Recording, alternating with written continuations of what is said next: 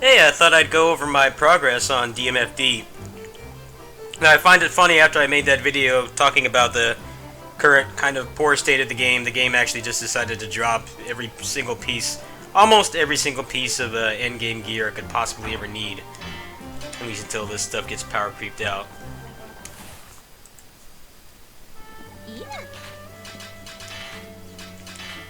So, I got the Zantetsuken a couple days ago.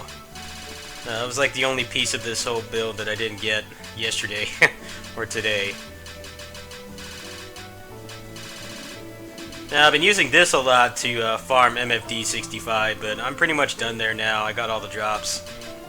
I got the Azoth, which is an overleveled kunai, which you can't really use because it gives you too much penalty for trying to equip it at level 70, because it's a level 90 weapon. But that would be nice to have probably 2 updates from now when they increase the cap to 90. I have the Hara Shuriken. Now, this is another overleveled weapon, so basically when you use your Shurikens, it's going to do crap for damage. But what it is it's basically a stat stick. As you can see here, it gives you 53 attack and then 15 strength. So for a physical build, you really want that. I also got the Beko, which has lightning. It can be useful for stun locking some regular enemies. I think there's a couple bosses that can actually be paralyzed by it as well. It's also a great stat stick for luck, so if you get lucky enough to get one of these, you can use it to kind of get the rest of your gear. Now, I got 2 Dragon King crystals, jokingly called the Donkey Kong Country sometimes because of how bad the drop rate is. I got my first one yesterday, and then Swillow pinged me in my Discord, and he wanted to run some maps, get some power leveling and stuff. And as we were about to sign off and stop for the day, I actually got this. So now I have 2 of them. However, the Shinobi generally does not use 2 of them. Shinobi class generally uses 1, and then the Bravery Ring plus 5, which is basically just, as you see, kind of a stat stick for extra strength. Or the Ninja Bracer. The Ninja Bracer has less strength, but it has plus 15 and a bunch of other stats. And you get some movement speed and jump distance as well. I think if you need like pure DPS, you go with Bravery Ring, but if you want a little bit more survivability, you can definitely use this. I think you're close to like 500 HP if you use the DKC and the Ninja Bracer, so it actually does let you take a couple hits. So I think I'm going to go ahead and show this build in action.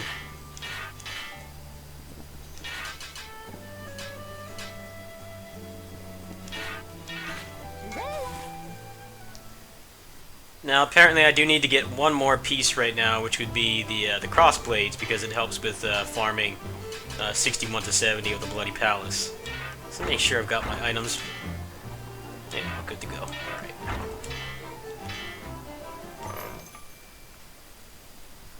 Yeah, no.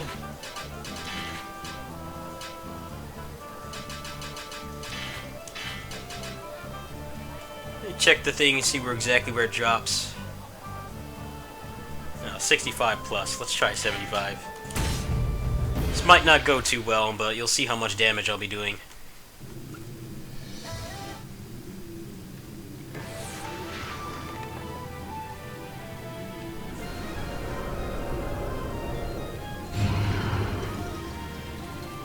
I kind of never really bothered to farm this one because it's pretty boring. you have to go over here and fight Rivalis.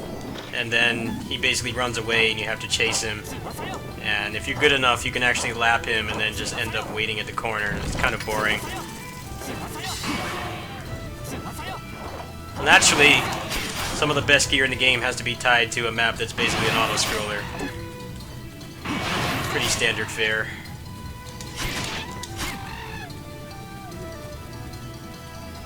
So one downside to using Hara is that you will actually do a lot less damage with your shurikens, so it can take a lot longer to actually kind of plow through a lot of the trash mobs.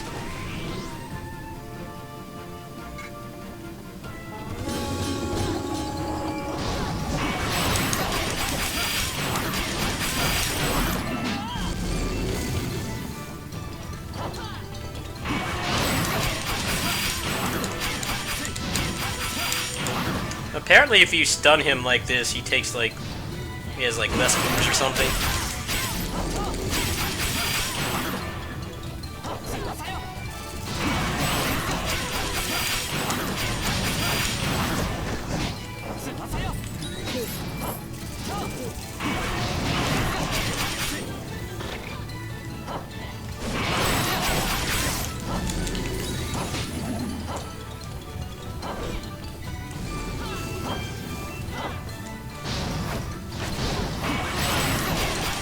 Yeah, you can't kill him. Let's just get ahead of him.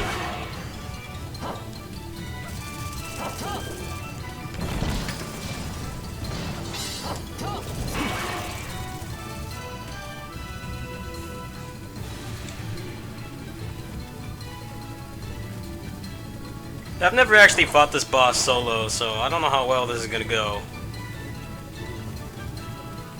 He should just get bursted down, I think.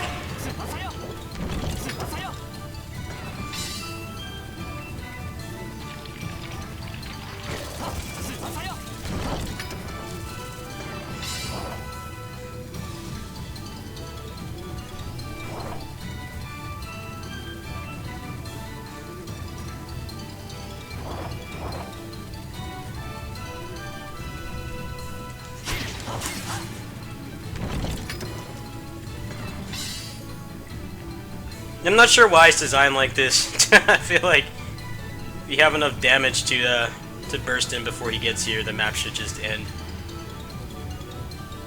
So I probably won't stream myself farming this. I'll probably do it like watching someone else's stream or something.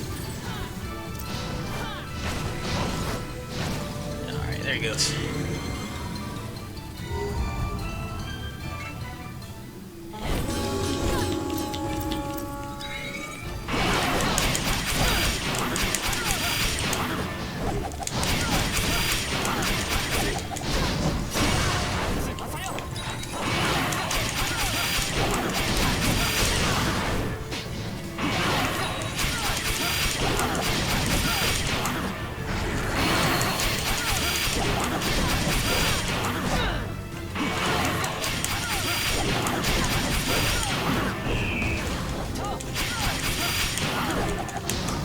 Of course, Magic Pixel. Of course, only when I'm recording. Now, if you actually are close to an enemy and you do the spin, you actually can do extra damage that way, but since he's a humanoid boss, it's a lot harder to do that. Like on a Troom, the final boss, it's pretty easy to do, but he's pretty much the same size as your sprite. A little smaller, actually, so it's not as practical to do that. Oh, so I did get this. This isn't that bad. But apparently the crossblade is better.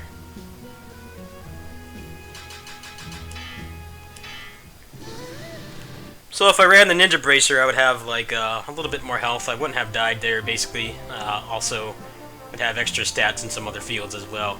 But yeah, that's pretty much my progress. I'm probably not going to be playing this too much more. At least not on the channel.